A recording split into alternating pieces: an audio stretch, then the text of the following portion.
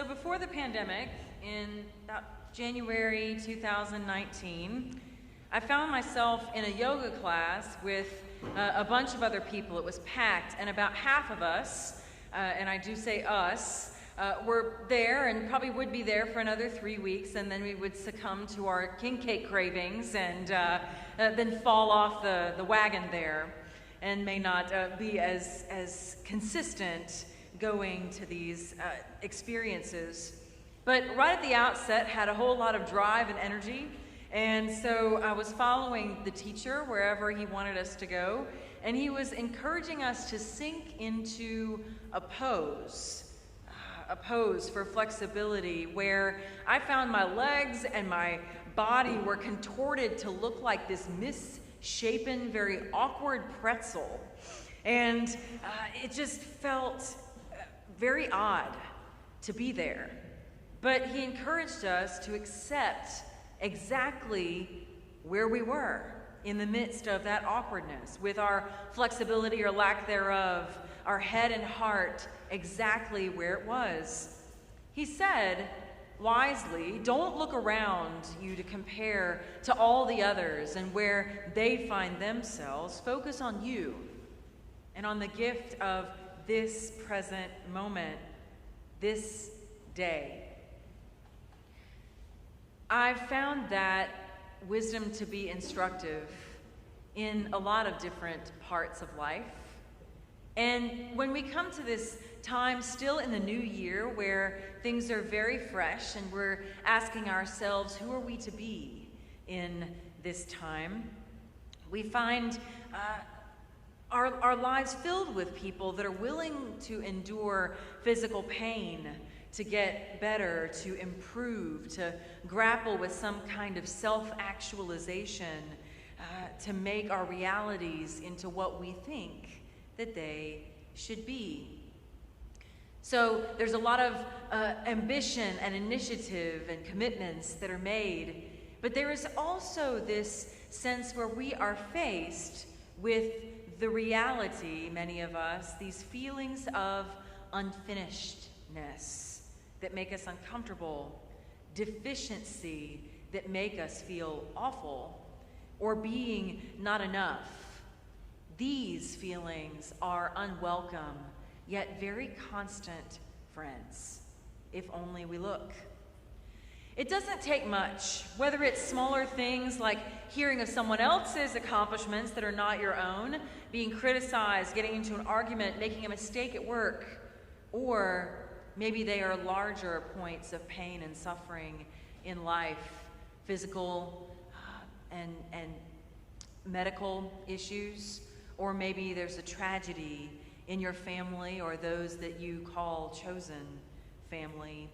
All of these things can contribute to the reality that we feel like we are not okay.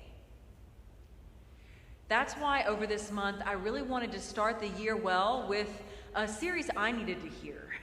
It's not just you, we're all together looking at this concept of radical acceptance. And when we say radical, the real meaning of radical just means root, or the center point of growth, the place where it begins. And so we really are leaning into this because I believe that we need this kind of reminder, this kind of first lesson for some of us, more today than times we can remember in recent history. Today we're going to be talking again about us, beginning with our own minds and hearts and how we process all of the external things that happen to us in life. We'll also deal next week with the bigger picture. So if you're asking yourself, what is acceptance really? Is it just giving up? We're going to be dealing with that and really walking through the meaning of that and what it looks like in real time in our lives. And then we'll be taking a deep dive looking at accepting others. It's a perennial issue, looking at human relationships and how they contribute to our own sense of self-acceptance. And then the final week, finding freedom and forgiveness from all that binds, forgiving ourselves and others for the ways that we have allowed our lives to remain small.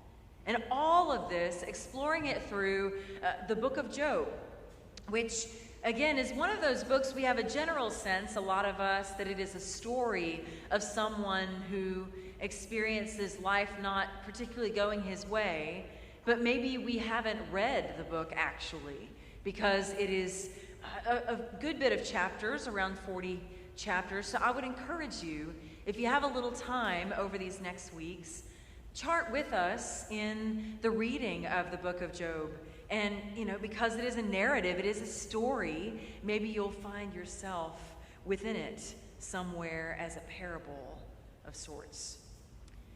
So I want to start off with a story from the Washington, D.C. Zoo.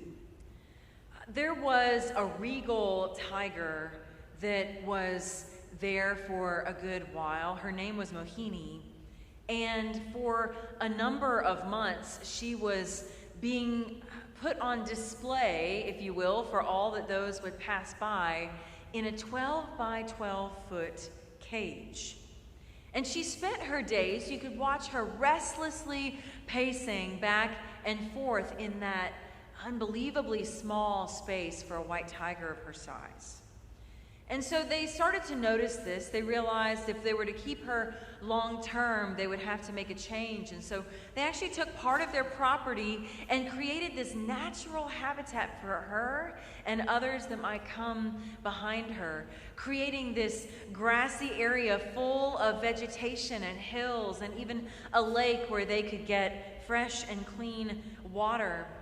And they were so excited about finally unleashing her into that created wild, if you will, so they could see really how she might act if only she had room to truly be who she was. And so the day came, and they brought her to the entrance, sent her into the place.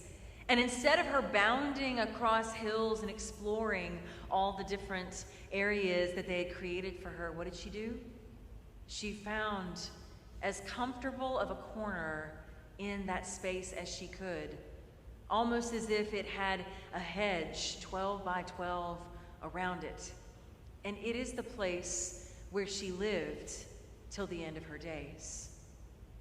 It was a boundary that no one created for her, but it remained within her through the rest of her life, wearing that space bare of grass until she gave her last breath.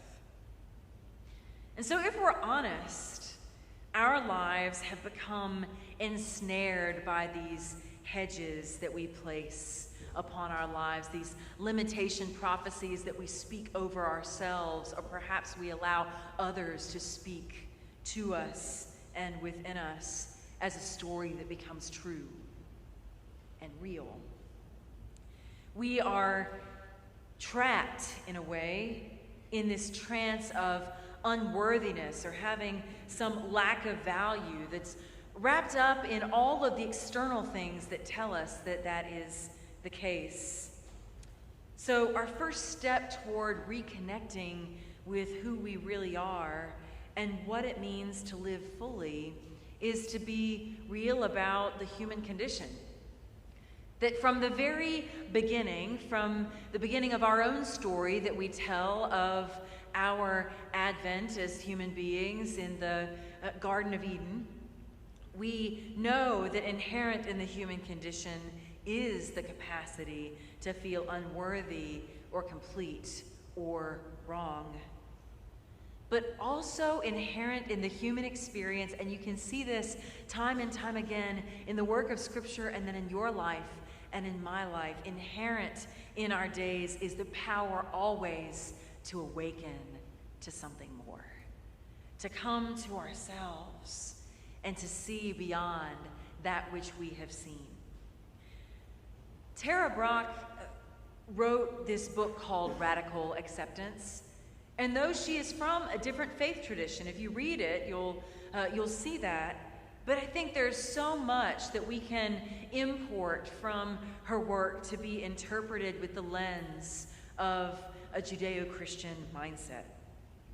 One of the stories that she tells is about her friend Marilyn, who was standing at the bedside of her mother in her dying days.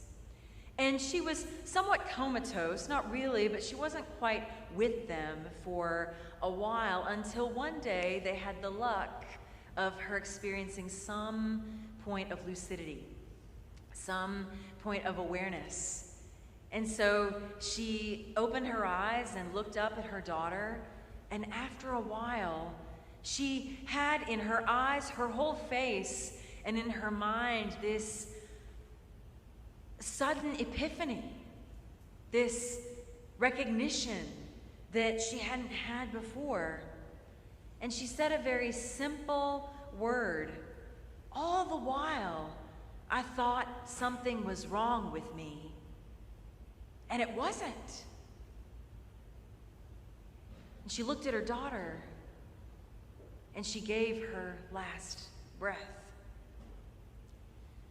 Now, when this friend talks about that moment, she continues to say how much of a gift, in fact, the greatest gift it was that her mother gave that day, because it was too, for her, an awakening for the very first time that she too was living in a cage of her own making, and that there was more.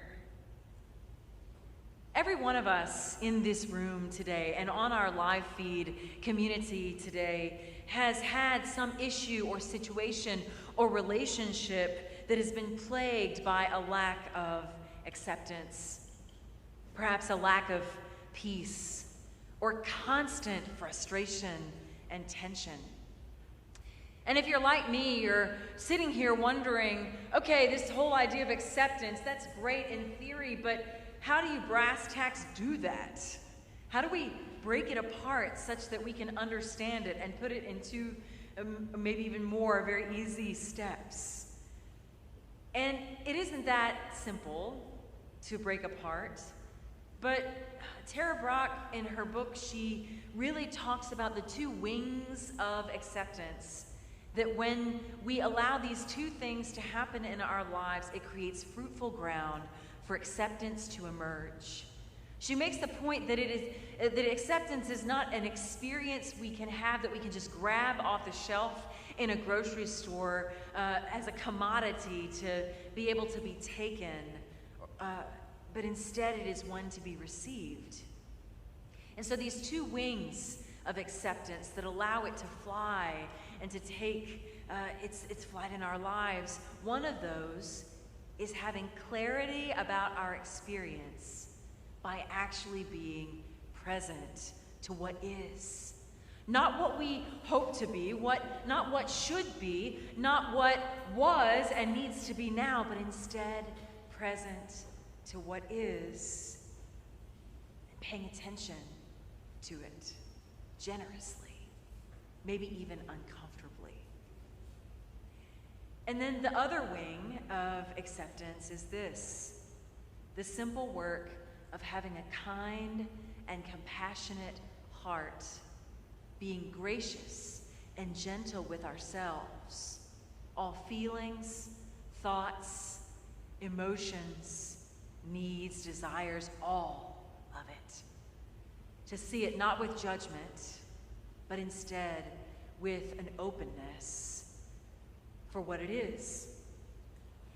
These two things, in some way, again and again, offer some level of true freedom that is always without anxiety about our imperfections. So God really wants to open up this reality of acceptance in us as much as we might want it for ourselves. The story throughout time of human beings is that we often, if not always, treat ourselves harshly because we know how to do nothing else. We're driven by that same anxiety. It is a story that is lived in ancient times as it was in the early church, as it is even today. And so we start this conversation because we do need a little wisdom in these times to to get to a different place. And really, we look at Job, this story, as a setup for the ways that even when life kind of makes us experience some hard knocks, or when things don't go our way, it helps us to examine still what is our responsibility, what is our opportunity, and ultimately, what is the nature of God and our relationship with God in the midst of those times when they come. Job is a drama. Really, it is a story that is written and told for a people that we hear about in the Bible. It is a story of a man wrestling and suffering and struggling against simplistic ideas about God and the world. These are the same struggles that the exiles of Israel in Babylon were also experiencing.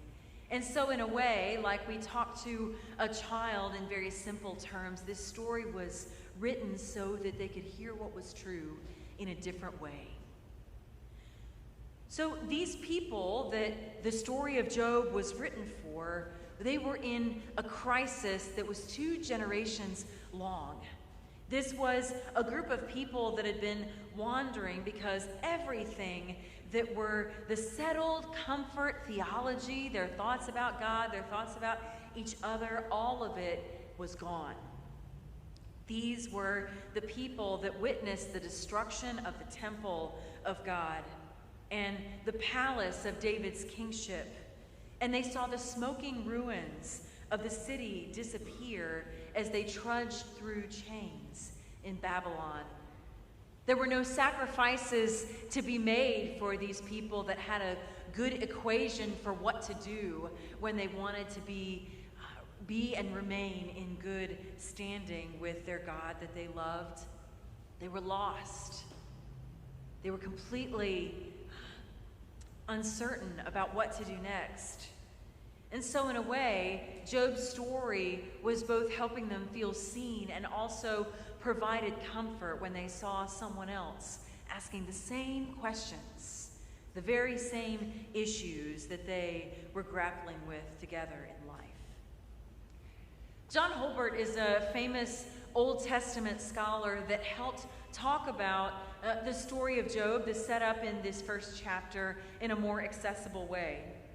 He said that Job, because he was a faithful man, was also finding himself constantly spoken over by God with blessing and with acceptance and with deep approval, even joy and happiness at the way that Job had lived his life.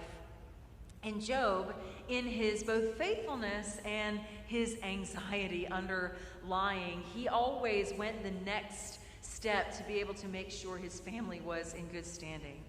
Don't we sometimes do that, go a little overboard to kind of make sure all of the things are checked off the list?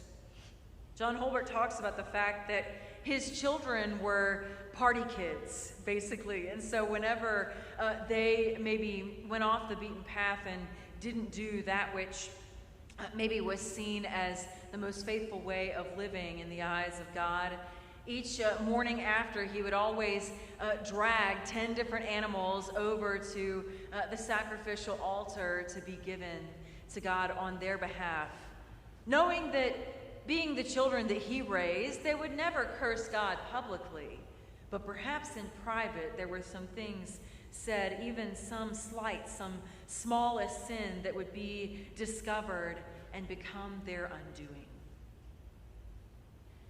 So much of the pain of life is what happens to us.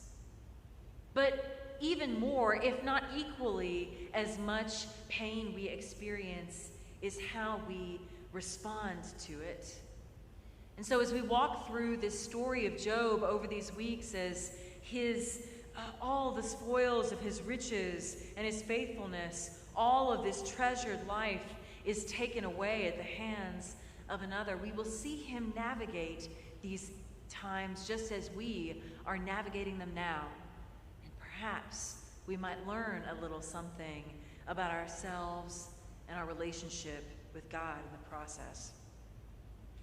As we lean into what acceptance is for us as individuals, as people of faith, I think about a metaphor that comes from a story of pilots in the 1950s who were training in the U.S. Air Force to attempt a life or death task at the time, to fly at higher altitudes than ever before. As Tom Wolfe describes it in The Right Stuff, a plane would skid into a flat spin and then start tumbling, not spinning and diving in a beautiful way, but tumbling over itself from end to end to end. The first pilots to face this challenge responded by applying all sorts of corrections, correction after correction, to stabilize their planes, their aircraft. And the more furiously they tried to manipulate any of the buttons and the whistles and the pulls that were in front of them, the more this ride became wild and fraught until they plunged to their deaths. Yelling to ground control the whole time, "What do we do next?" That might be a question that sounds familiar to us. So one of these pilots at a later flight, Chuck Yeager, was faced with this very issue, and he stumbled upon a solution while going unconscious in the flight.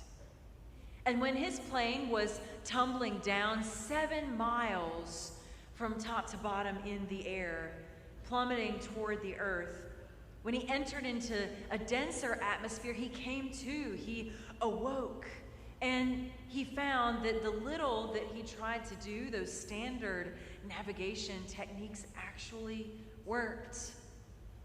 But it took him actually having his hands off the controls for a minute to even be in that more welcome environment.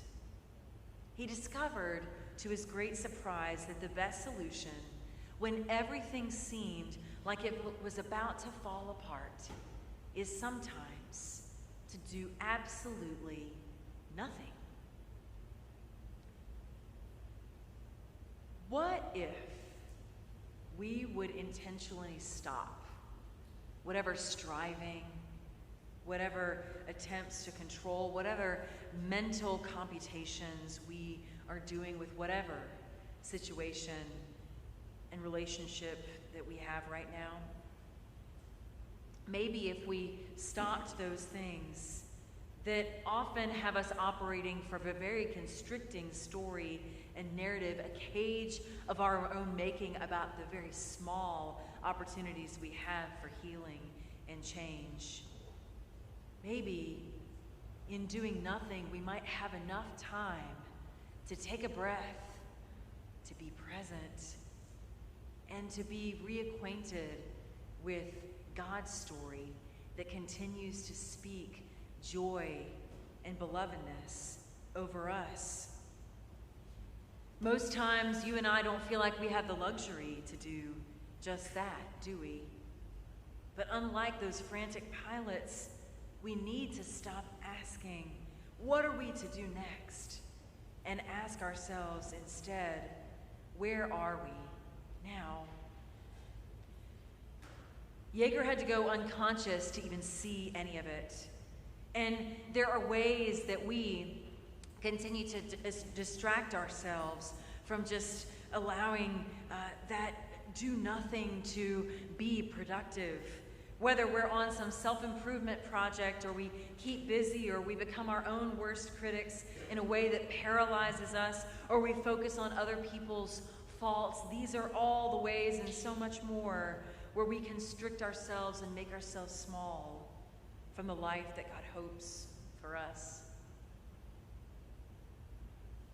Jesus invites us today and every day to hear this wisdom, that his belovedness that was spoken over him in God's eyes is also our own and is meant for our healing. You hear in the Gospel of Luke It said, "Now when all the people were baptized, and when Jesus was also baptized and was praying, the heavens were opened and the Holy Spirit descended upon him in body form like a dove. And a voice came from heaven and said, 'You are my Son, my beloved, in whom I am well pleased. You are my daughter. You are my Son, in whom I am well pleased,' God says." I pray that we can hear that message today and actually trust that it is for us. I want to invite you this week, as a way of extending our reflections into the other 6 days of our lives. You see an insert in your bulletin, and we'll have one each week to help us do a "so what" to what we've experienced in worship that day. You'll see some exercises that will help you ask questions for greater presence and awareness in your own life. Body, mind, heart, and actions, all of these contribute to the ways that we are a fruitful place for acceptance to land or not. I hope you'll join with me in that exercise this week as we all ask the question, where are we on our own road to acceptance? Amen.